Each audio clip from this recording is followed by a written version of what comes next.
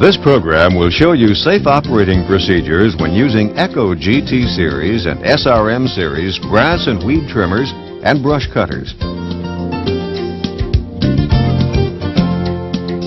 You'll hear about three main areas of safety you should be concerned with. The first and most important safety factor is you. Most accidents are the result of carelessness or not following recommended safety practices.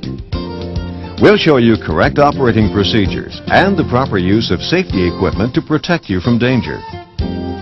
Echo's first concern is always with operator safety and keeping you from harm.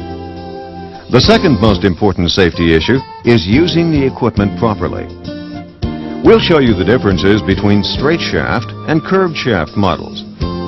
You'll see how correct operation and close attention to built-in features will make your job easy and safe. Finally, we'll show you what safety precautions to take in the environment you're working in. You'll learn about what we call the danger zone, an area about 15 meters or 50 feet in all directions around the operator.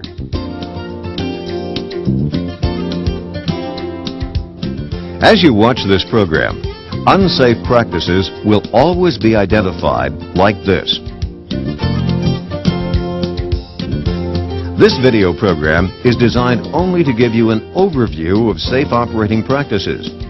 For complete information, review the operators and safety manuals included when you purchased your equipment. After watching this short program and reviewing the operator and safety manuals, you should have a better understanding of the factors that affect safe operation of Echo trimmers and brush cutters. Let's take a close look at the most important safety factor when operating any power equipment. You, the operator. You should be in good physical and mental health in order to operate this equipment safely. Do not use equipment when under the influence of alcohol, medications, or substances which can affect your vision, dexterity, and judgment. Before using any power equipment, be sure to thoroughly read and understand the safety and operator's manuals. Basic features you should know about include switch location, fuel cap, starter grip, muffler cover, throttle lever, specially designed D-handle, a nylon line head shield, and line cutoff knife. Make sure you're familiar with all controls. Know how to stop the engine in case of an emergency.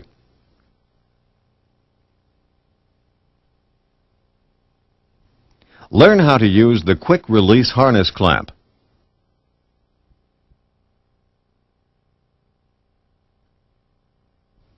Never allow children to use or play with the equipment.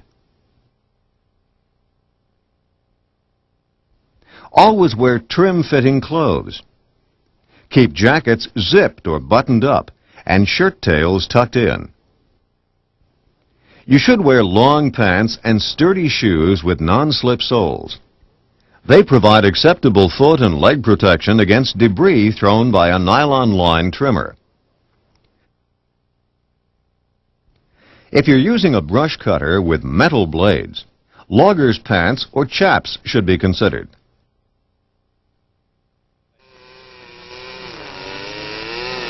Soft leather gloves may provide some protection against skin irritants, such as poison ivy. They may also improve your grip. Do not wear loose or dangling clothing, neckties, scarves, or jewelry which could be caught in the unit or the underbrush. Do not wear open-toed shoes or go barefoot or bare-legged. Disposable dust masks will help reduce the intake of allergy-causing particles. The operator must always wear ANSI-approved eye protection.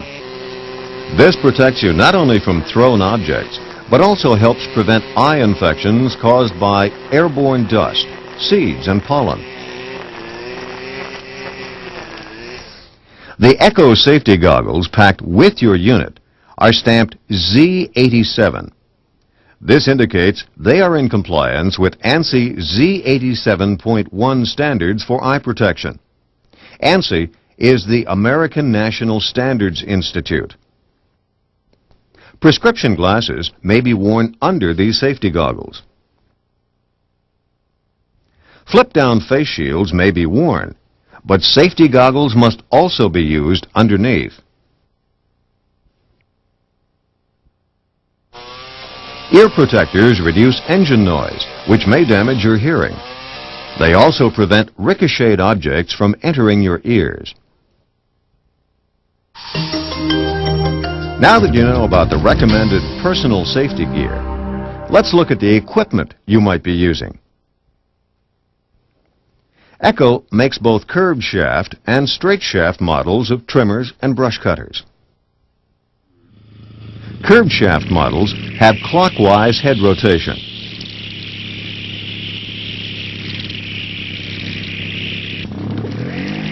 Straight shaft models have counterclockwise head rotation. Head rotation is important for you to remember because it defines on which side of the head to cut and where debris will be directed.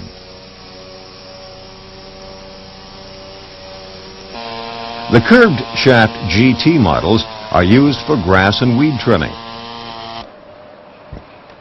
A shoulder strap, which is standard or optional equipment depending on the model, helps support the weight of the trimmer. It makes operation more comfortable by reducing fatigue. This model is not designed to accept metal blades. The straight shaft SRM models are used for grass trimming, weed control, and light brush cutting. The straight shaft SRM units feature the shoulder harness. When using the nylon line head, a D handle is suitable.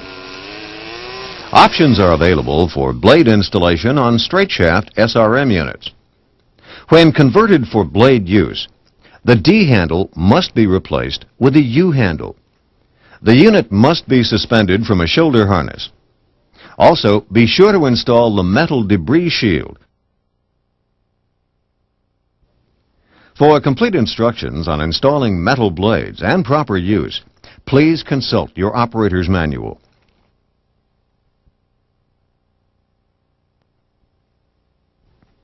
Now, let's look at some equipment checks you should make before starting the job. Check the cutting head for correct assembly and general conditions before each use. Always keep the unit and attachments in good working condition. Tighten fastening parts at regular intervals.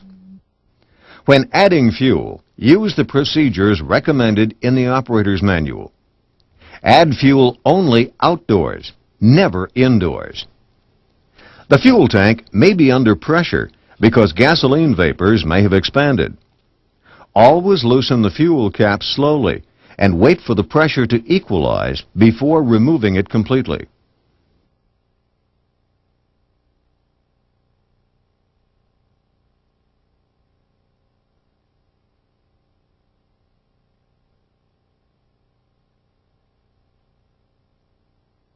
Wipe any spilled fuel from the unit.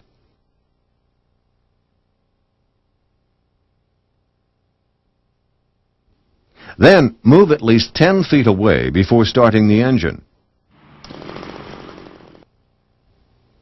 Do not smoke or bring sparks or flame near the fuel supplies. Never refuel when the engine is hot, and never add fuel to a running engine. Operate a semi-automatic type line head only when the debris shield is equipped with a cut-off knife. Never operate the unit without the proper shields and other protective devices in place. Metal blades must be retained with a nut and a new cotter pin each time the blade is installed.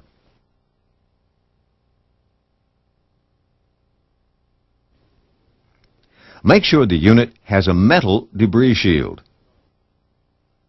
Always use sharp blades. Inspect the gullet or bottom area of the tooth.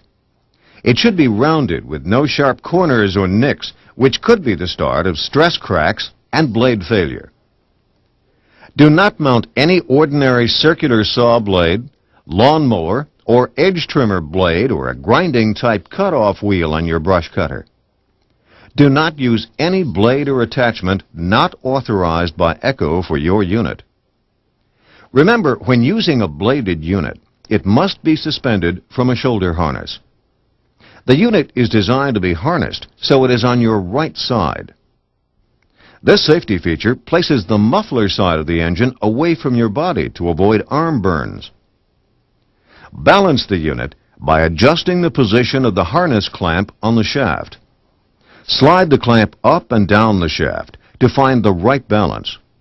This will make equipment control and operation easier and more comfortable for you.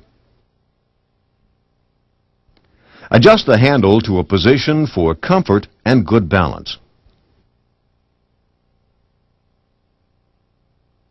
Adjust both the harness and harness clamp on the unit so it hangs with the cutting head just a few inches above ground level. The cutting head and debris shield should be level in all directions. Check that the cutting line or blade of the unit is away from your feet and legs.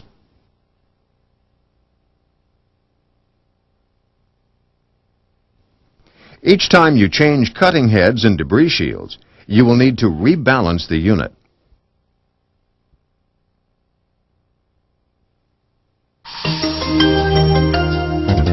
Now, let's look at safety factors in your work environment. Always start with an inspection of the area before using the unit.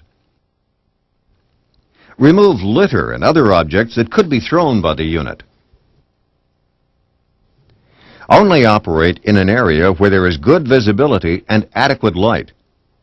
Keep people out of the danger zone. This is a circle 15 meters in radius, about 50 feet around the unit and operator. If it's necessary to cut where people or cars could be hit by thrown objects, cut at a slow throttle speed to reduce the speed of the cutting attachment. Do not operate where the unit could contact electrical conduits, house wiring, or any power lines. After inspecting the working area, you are now ready to start cutting. To start the unit, lay it down on a clear area. Set the controls for starting. Make sure the cutting line or blade doesn't